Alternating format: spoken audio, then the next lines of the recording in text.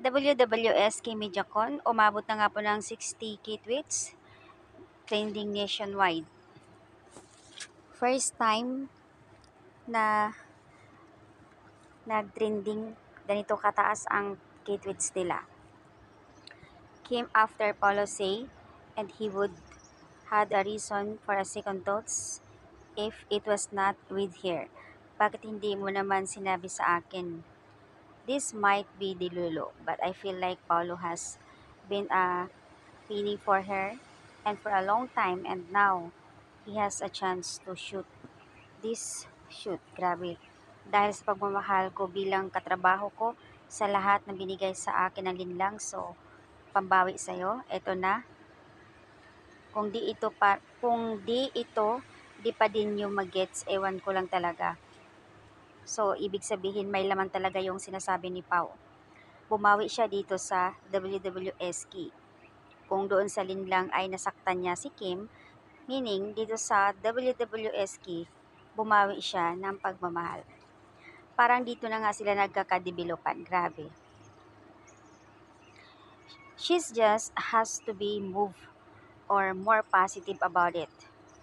Hesitant siguro si Kimi the love, kaya nagpaparinig, nag-volume up ang positive, worth things, having our things worth waiting. Paulo, kaya mo yan.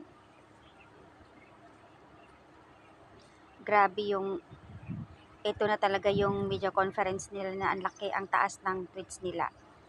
Ito yung sinasabi ko sa mga na hindi nakikita sa live version kasi hindi nakatutok sa kanila yung camera and iba ang interview. Mas kinikilig talaga sa mga behind the scene. More pa sana, baka meron pa. Grabe mga ayuda latag dito sa X.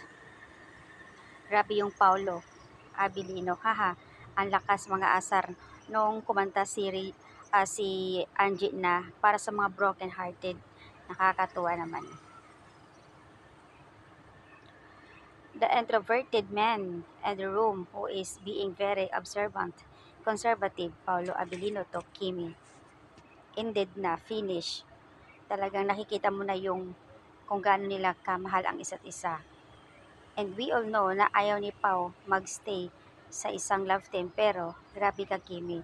And he's so much willing to do it with her again, even magko-produce pa siya ng ganoon gastos. And pasaway si Pawa pag pisil ng braso, grabe. Attempt na ibigay yung quote in one vid, bad trip tayo.